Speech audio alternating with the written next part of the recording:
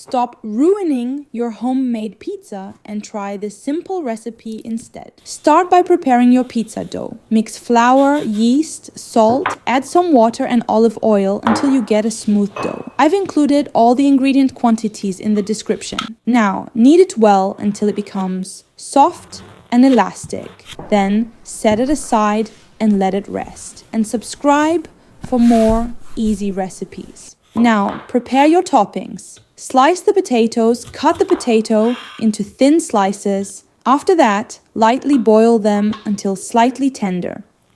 Save it for later. Slice the mushrooms and onions in thin slices too. Lightly cook both in a pan with a little bit of oil to bring out the flavor and remove excess moisture. Once the dough has rested and the toppings are cooked, you can roll the dough out on a clean surface. Sprinkle a little flour on the surface to prevent the dough from sticking. Spread a layer of tomato sauce evenly over the dough. Now add the cooked potatoes first. Then place the mushrooms and onions on top. Sprinkle a generous amount of grated cheese over everything.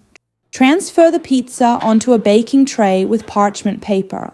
Bake in the oven using the fan setting for about 15 to 20 minutes. Once it's out of the oven, let's take a look. And that's it. A homemade veggie pizza.